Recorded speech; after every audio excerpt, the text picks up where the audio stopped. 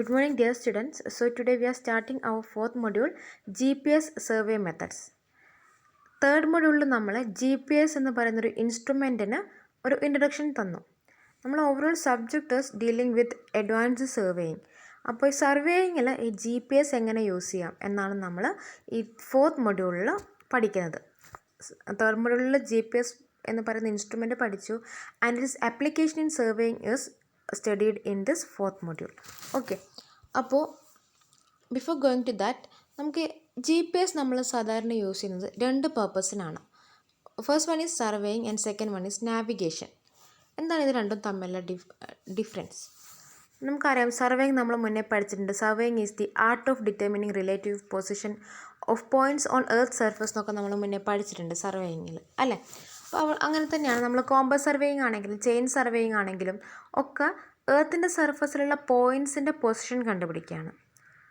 Stationery പോയിൻറ്റ്സിൻ്റെ position on the surface of earth നമ്മൾ കണ്ടുപിടിക്കുകയാണ് സർവേയിങ്ങിൽ. പക്ഷേ നാവിഗേഷൻ എന്ന് പറഞ്ഞാൽ എന്താണ്? നാവിഗേഷൻ എന്ന് പറഞ്ഞാൽ നാവിഗേഷനിൽ നമുക്ക് ആവശ്യം നമുക്കൊരു പോയിൻ്റിൽ നിന്ന് വേറൊരു പോയിൻറ്റിലേക്ക് ട്രാവൽ ചെയ്യണം. അപ്പോൾ ആ ഒരു ഒരു അൺനോൺ പോയിൻറ്റിലേക്കാണ് നമുക്ക് ട്രാവൽ ചെയ്യേണ്ടതെങ്കിൽ നമ്മൾ നിൽക്കുന്ന പൊസിഷനിൽ നിന്ന് ആ അൺനോൺ പോയിൻറ്റിലേക്കുള്ള റൂട്ട് ആണ് നമ്മൾ നാവിഗേഷനിൽ കണ്ടുപിടിക്കുന്നത്. സർവേയിങ്ങിൽ നമ്മൾ ഓരോ സ്റ്റേഷനറി പോയിൻറ്റ്സിൻ്റെ പൊസിഷൻ ഓൺ എർത്ത് സർഫസ് ആണ് കണ്ടുപിടിക്കുന്നത്. നാവിഗേഷനിൽ നമുക്ക് അറിയാത്തൊരു പോയിൻറ്റിലേക്കുള്ള റൂട്ടാണ് നമ്മൾ കണ്ടുപിടിക്കുന്നത്. അപ്പോൾ സർവേയിൽ നമ്മൾ GPS യൂസ് ചെയ്യുകയാണെങ്കിൽ ഓരോ പോയിൻറ്റ്സും സ്റ്റേഷനറിയാണ്. ആ സ്റ്റേഷനറി പോയിൻറ്റ്സിൻ്റെ പൊസിഷൻ കണ്ടുപിടിക്കാൻ നമ്മൾ എന്ത് ചെയ്യും? GPS റിസീവർ ഓരോ പോയിൻറ്റിലും കൊണ്ടുവയ്ക്കും. ആ റിസീവർ സാറ്റലൈറ്റ്സിനെ ലോക്ക് ചെയ്യും, അതിൽ നിന്നുള്ള സിഗ്നൽസ് റിസീവ് ചെയ്യും, എന്നിട്ട് ആ പോയിൻറ്റിൻ്റെ കോർഡിനേറ്റ്സ് ഡിസ്പ്ലേ ചെയ്യും ആ റിസീവറിൽ. പക്ഷേ നാവിഗേഷനിൽ നമ്മൾ എന്ത് ചെയ്യുന്ന നാവിഗേഷനിൽ നമുക്ക് ഒരു പോയിൻറ്റിൽ നിന്ന് വേറൊരു പോയിൻറ്റിലേക്കുള്ള റൂട്ടാണ് കണ്ടുപിടിക്കേണ്ടത്. അപ്പോൾ മിക്കവാറും നമ്മളെ കാറിലും ഇപ്പോൾ ഷിപ്പിലും എയർക്രാഫ്റ്റിലും അങ്ങനെയൊക്കെ ഉള്ള സ്ഥലങ്ങളാണ് നമുക്ക് ഈ നാവിഗേഷന് നമ്മൾ GPS യൂസ് ചെയ്യാം. അപ്പോൾ ഇപ്പം മിക്കവാറും നമ്മുടെ കാറുകളിലൊക്കെ GPS നാവിഗേറ്റർ ഉണ്ട്. അപ്പോൾ എന്താ ചെയ്യുക, നമുക്ക് ഇവിടെ നിന്നൊരു അൺനോൺ പ്ലേസിലേക്ക് പോകണമെങ്കിൽ നമ്മൾ കാറിൽ GPS ഓൺ ചെയ്യും. നമുക്ക് എവിടേക്കാണ് പോകേണ്ടത് ആ ഒരു പ്ലേസിൻ്റെ നെയിം നമ്മൾ ഈ GPS നാവിഗേറ്ററിൽ അല്ലെങ്കിൽ ഗൂഗിൾ മാപ്പിൽ നമ്മൾ ടൈപ്പ് ചെയ്ത് കൊടുത്താൽ നമുക്ക് ആ മാപ്പ് കറക്റ്റ് ആ പ്ലേസിലേക്കുള്ള റൂട്ട് കാണിച്ചു തരും. നമ്മൾ എന്ത് ചെയ്യും? സ്റ്റാർട്ട് നാവിഗേഷൻ കൊടുക്കും. അപ്പോൾ നമ്മൾ വെഹിക്കിൾ മൂവ് ചെയ്യുന്നതിനനുസരിച്ച് നമുക്ക് ആ പ്ലേസിലേക്കുള്ള റൂട്ട് ക്ലിയർ ആയിട്ട് നമ്മുടെ ഡിസ്പ്ലേയിൽ വരും, ഇല്ലേ? അപ്പോൾ നാവിഗേഷനിൽ നമ്മൾ മൂവിങ് ആയിട്ട് GPS റിസീവർ നമ്മൾ കാറിലും ഷിപ്പിലും എയർക്രാഫ്റ്റിലൊക്കെയാണ് വെക്കുന്നത്. അപ്പോൾ നമ്മുടെ ഈ വെഹിക്കിൾ മൂവിങ് ആണ്, കാർ മൂവിങ് ആണ്, ഇല്ലേ? ഇപ്പോൾ റിസീവർ വെക്കുന്ന പോയിൻ്റ് നാവിഗേഷനിൽ മൂവിങ് ആണ്, സർവേയിങ്ങിൽ അത് സ്റ്റേഷനറി ആണ്. അപ്പോൾ സ്റ്റേഷനറി പോയിൻറ്റിലേക്ക് നമ്മൾ ഒബ്സർവേഷൻ എടുക്കുമ്പോൾ നമുക്ക് മോസ്റ്റ് ആക്യുറേറ്റ് ആയിട്ടുള്ള റിസൾട്ടാണ് കിട്ടുക.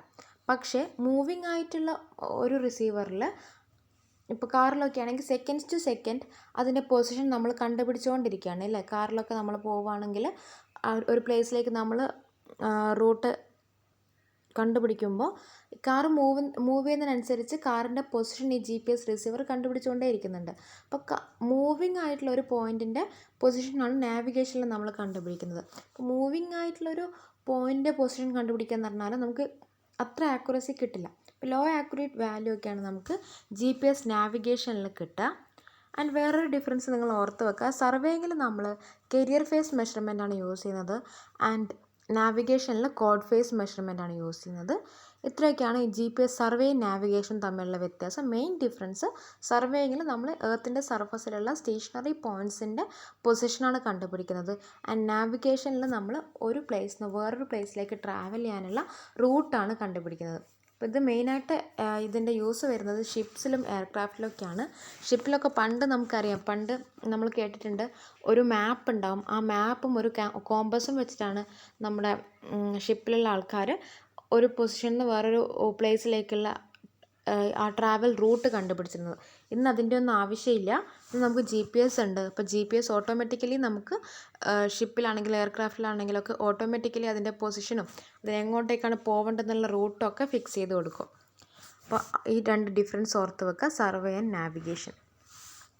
നൗ നമുക്ക് GPS യൂസ് ചെയ്തിട്ട് ഒരു പോയിൻ്റിൻ്റെ പൊസിഷൻ കണ്ടുപിടിക്കണം. അപ്പോൾ പൊസിഷൻ നമുക്ക് രണ്ട് ഡിഫറെൻറ്റ് റെഫറൻസ് സിസ്റ്റത്തിൽ നമുക്ക് എടുക്കാം. എന്ന് വെച്ചാൽ അത് നമ്മൾ GPS പൊസിഷനിങ് മോഡ്സ് എന്നാണ് പറയുന്നത്. എനിക്ക് ഒരു എ എന്ന് പറയുന്ന പോയിൻറ്റിൻ്റെ പൊസിഷൻ കണ്ടുപിടിക്കണം. അതിന് ഞാൻ എന്ത് ചെയ്യും? ബൈ യൂസിങ് GPS ആണെങ്കിൽ ഞാൻ എൻ്റെ കയ്യിലൊരു GPS റിസീവർ ഉണ്ടാവും. ആ GPS റിസീവർ ഞാൻ പോയിൻ്റ് എയിലേക്ക് കൊണ്ടുവയ്ക്കുമ്പോൾ ഈ GPS റിസീവർ സാറ്റലൈറ്റ്സിനെ ലോക്ക് ചെയ്യും, അതിൽ നിന്നുള്ള സിഗ്നൽസ് റിസീവ് ചെയ്യും, എന്നിട്ട് അതിൻ്റെ പൊസിഷൻ കണ്ടുപിടിക്കും. ആ പൊസിഷൻ നമ്മൾ with respect to a global reference, നമ്മൾ ആദ്യത്തെ ക്ലാസ്സിൽ പറഞ്ഞിട്ടുണ്ട്, GPS-ൻ്റെ ആദ്യത്തെ ക്ലാസ്സിൽ നമുക്ക് എർത്തിനൊരു കോർഡിനേറ്റ് സിസ്റ്റം ഉണ്ട്, ഇക്വേറ്ററും പ്രൈം മെറിഡിയനും കൂടെ ഫോം ചെയ്യുന്നൊരു കോർഡിനേറ്റ് സിസ്റ്റം എന്നൊക്കെ. അപ്പോൾ നമ്മൾ ഈ പോയിൻ്റ് എയുടെ കോർഡിനേറ്റ്സ് നമുക്ക് ആ ഗ്ലോബൽ കോർഡിനേറ്റ് സിസ്റ്റത്തിൽ, എർത്ത് കോർഡിനേറ്റ് സിസ്റ്റത്തിലാണ് നമുക്ക് കിട്ടുന്നതെങ്കിൽ അതിന് നമ്മൾ അബ്സല്യൂട്ട് ഓർ പോയിൻ്റ് പൊസിഷനിങ് എന്ന് പറയും. Absolute or point positioning. നമ്മൾ ഒരു പോയിൻ്റ് എ, ആ പോയിൻ്റിൻ്റെ പൊസിഷൻ കണ്ടുപിടിക്കുകയാണ്. അതിൻ്റെ പൊസിഷൻ നമ്മൾ എർത്ത് സെൻറ്റേർഡ് കോർഡിനേറ്റിൽ, ആ പ്രൈം മെറിഡിയനും ഇക്വേറ്ററും കൂടെ ഫോം ചെയ്യുന്ന ആ ഒരു കോർഡിനേറ്റ് സിസ്റ്റത്തിൽ, അത് നമ്മൾ ഗ്ലോബൽ കോർഡിനേറ്റ് സിസ്റ്റം എന്ന് പറയും. ആ ഗ്ലോബൽ കോർഡിനേറ്റ് സിസ്റ്റത്തിലാണ് നമുക്കതിൻ്റെ കോർഡിനേറ്റ്സ് കിട്ടുന്നതെങ്കിൽ നമ്മളതിനെ അബ്സല്യൂട്ട് ഓർ പോയിൻ്റ് പൊസിഷനിങ് എന്ന് പറയും. അവിടെ നമ്മൾ വേറൊരു പോയിൻറ്റിനെയും ഡിപ്പെൻഡ് ചെയ്യുന്നില്ല. എർത്തിൻ്റെ കോർഡിനേറ്റ് സിസ്റ്റത്തിൽ എവിടെയാണ് ആ പോയിൻ്റിൻ്റെ പൊസിഷൻ, അതാണ് നമ്മളവിടെ കണ്ടുപിടിക്കുന്നത്. അതുകൊണ്ടാണ് അതിനെ നമ്മൾ അബ്സല്യൂട്ട് ഓർ പോയിൻ്റ് പൊസിഷനിങ് എന്ന് പറയുന്നത്. ആൻഡ് വേറൊരു മോഡ് ഓഫ് പൊസിഷനിങ് എന്ന് പറഞ്ഞാൽ ഡിഫറൻഷ്യൽ ഓർ റിലേറ്റീവ് പൊസിഷനിങ്. ഇവിടെ നമ്മൾ എന്താ ചെയ്യുന്നതെന്ന് വെച്ചാൽ, എനിക്ക് എ പോയിൻ്റിൻ്റെ പൊസിഷൻ കണ്ടുപിടിക്കണം. എനിക്ക് വേറൊരു പോയിൻ്റ് ബി ഉണ്ട്. ആ ബി പോയിൻറ്റിൻ്റെ പൊസിഷൻ എനിക്കറിയാം. And here we are using the position information of the point B in order to determine the position of A. അങ്ങനെയാണെങ്കിൽ അതിന് നമ്മൾ ഡിഫറൻഷ്യൽ ഓർ റിലേറ്റീവ് പൊസിഷനിങ് എന്ന് പറയും. ഒരു പോയിൻറ്റിൻ്റെ position with respect to other point കണ്ടുപിടിക്കുകയാണെങ്കിൽ അതിന് നമ്മൾ റിലേറ്റീവ് ഓർ ഡിഫറൻഷ്യൽ പൊസിഷനിങ് എന്ന് പറയും. ഓക്കെ, അപ്പോൾ ഇതിൽ നമ്മൾ ബേസിക് ഐഡിയ എന്താണെന്ന് വെച്ചാൽ, നമുക്ക് ബി എന്ന് പറയുന്ന പോയിൻറ്റിൻ്റെ പൊസിഷൻ അറിയാം. നമ്മൾ കണ്ടുപിടിക്കേണ്ട പൊസിഷൻ പോയിൻ്റ് എയുടേതാണ്. അങ്ങനെയാണെങ്കിൽ നമ്മൾ GPS റിസീവേഴ്സ് പോയിൻ്റ് എയിലും പോയിൻ്റ് ബിയിലും ഫിക്സ് ചെയ്യും. ഓക്കെ, അപ്പോൾ റിസീവർ 2 പോയിൻറ്റിലും വെക്കും. 2 റിസീവറും സെയിം 4 സാറ്റലൈറ്റ്സിനെ ലോക്ക് ചെയ്യും. നമുക്കറിയാം മിനിമം 4 സാറ്റലൈറ്റ്സ് ഉണ്ടെങ്കിലേ നമുക്കൊരു GPS റിസീവർ വെച്ചൊരു പോയിൻറ്റിൻ്റെ പൊസിഷൻ കണ്ടുപിടിക്കാൻ പറ്റുള്ളൂ. അപ്പോൾ ഈ 2 എയിലും ബിയിലും ഉള്ള GPS റിസീവർ സെയിം 4 സാറ്റലൈറ്റ്സിനെ ലോക്ക് ചെയ്യും. ബിക്ക് അതിൻ്റെ പൊസിഷൻ ഓൾറെഡി അറിയാം. ദെൻ ഈ സാറ്റലൈറ്റിൽ നിന്ന് വരുന്ന സിഗ്നൽ വെച്ച് ബി വീണ്ടും അതിൻ്റെ പൊസിഷൻ കണ്ടുപിടിക്കും. എന്നിട്ട് അതിൻ്റെ സ്വന്തം പൊസിഷനും GPS സിഗ്നൽ വെച്ച് കാൽക്കുലേറ്റ് ചെയ്ത പൊസിഷനും തമ്മിലുള്ള ഡിഫറൻസ് അത് മെഷർ ചെയ്യും. GPS റിസീവർ എന്ത് ചെയ്യും? ബിയിലുള്ള GPS റിസീവർ അതിന് സ്വന്തം പൊസിഷൻ ഓൾറെഡി അറിയാം. ആൻഡ് അത് GPS എന്ന് വരുന്ന സിഗ്നൽ വീണ്ടും അത് കളക്ട് ചെയ്തിട്ട് വീണ്ടും ഒരു പൊസിഷൻ കണ്ടുപിടിക്കും. എന്നിട്ട് അതിനറിയാവുന്ന പൊസിഷനും GPS സിഗ്നൽ വെച്ച് കണ്ടുപിടിച്ച പൊസിഷനും തമ്മിലുള്ള ഡിഫറൻസ് കണ്ടുപിടിക്കും.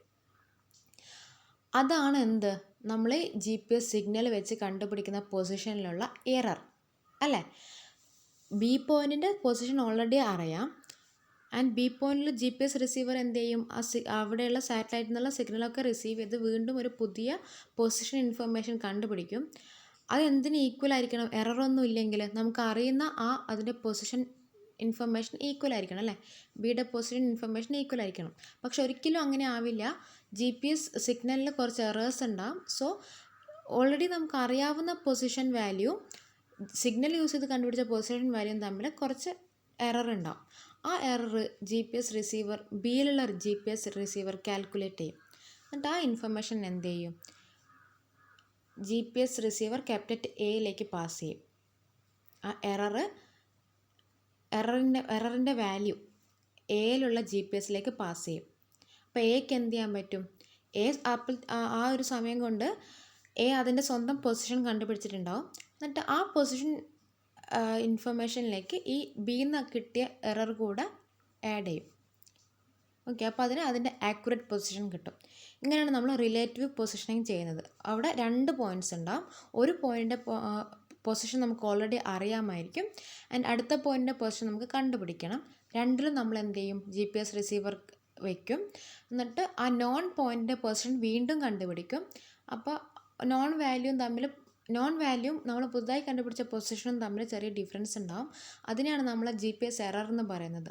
ആ എറർ വാല്യൂ നോൺ പോയിൻ്റിൽ നിന്ന് അൺനോൺ പോയിൻറ്റിലേക്ക് പാസ് ചെയ്യും. അപ്പോൾ ഈ അൺനോൺ പോയിൻറ്റിലെ റിസീവർ ഓൾറെഡി അതിൻ്റെ പൊസിഷൻ കണ്ടുപിടിച്ചിട്ടുണ്ടാവും അൺനോൺ പോയിൻറ്റിലുള്ള. എന്നിട്ട് അതിൽ ഈ എററും കൂടെ അപ്ലൈ ചെയ്തിട്ട് ആക്യുറേറ്റ് ആയിട്ടുള്ള പൊസിഷൻ ഇൻഫർമേഷൻ കണ്ടുപിടിച്ച് തരും. ഇതാണ് റിലേറ്റീവ് പൊസിഷനിങ് നമ്മൾ ചെയ്യുന്നത്. ഓർ അതിനെ നമ്മൾ ഡിഫറൻഷ്യൽ പൊസിഷനിങ് എന്നും കൂടെ പറയും.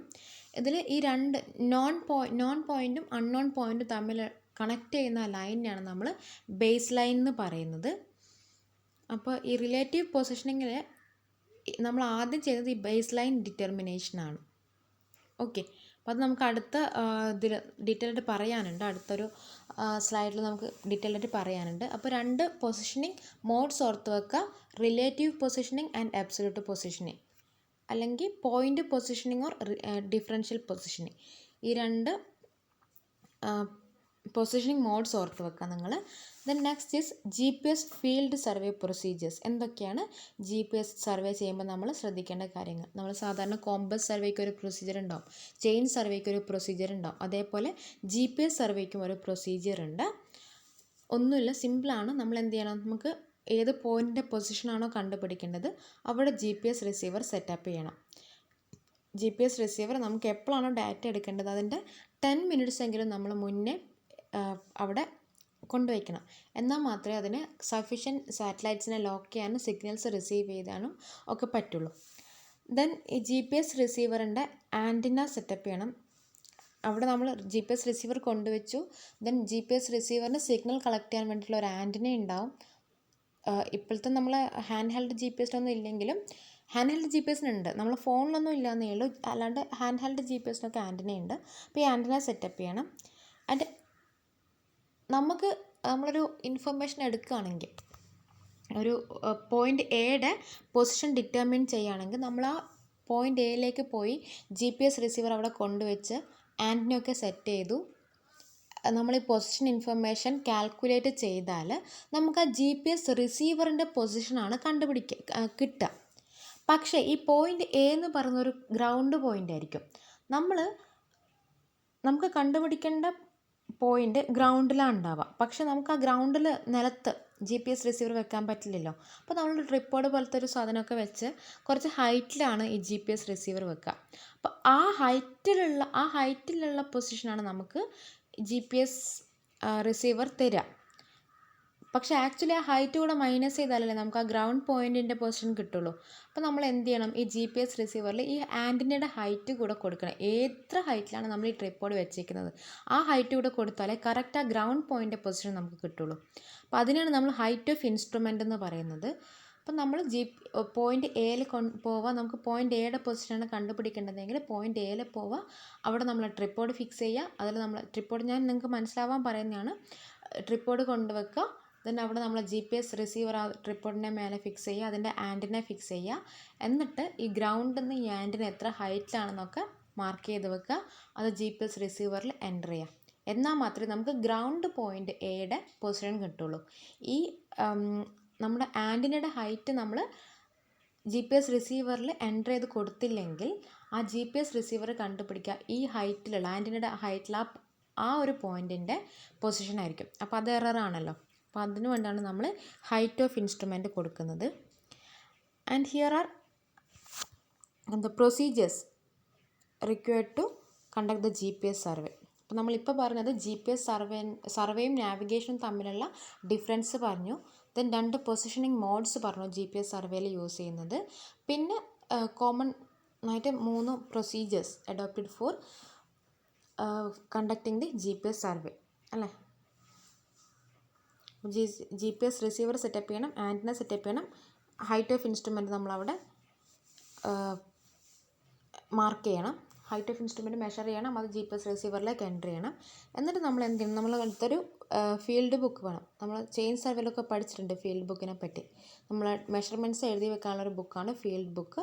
അപ്പോൾ അതിലെന്തൊക്കെ വേണം, നമ്മൾ പ്രൊജക്റ്റിൻ്റെ നെയിം വേണം, സ്റ്റേഷൻ്റെ ഡെസിഗ്നേഷൻ, അതായത് സ്റ്റേഷൻ A, സ്റ്റേഷൻ B, ആ ഒരു പേര്, സ്റ്റേഷൻ്റെ ഡെസിഗ്നേഷൻ വേണം, സ്റ്റേഷൻ്റെ നമ്പർ വേണം, പിന്നെ നമ്മൾ ഏത് ഡേറ്റിനാണ് ഒബ്സർവ് ചെയ്തത്, ആൻഡ് വെതർ കണ്ടീഷൻ ഇമ്പോർട്ടൻ്റ് ആണ്. കാരണം ക്ലൗഡ് കവറിങ് ഒക്കെ ഉണ്ടെങ്കിൽ നമ്മളുടെ സിഗ്നലിൻ്റെ ആക്യുറസീനെ അത് ബാധിക്കും. അപ്പോൾ വെതർ കണ്ടീഷൻ വേണം.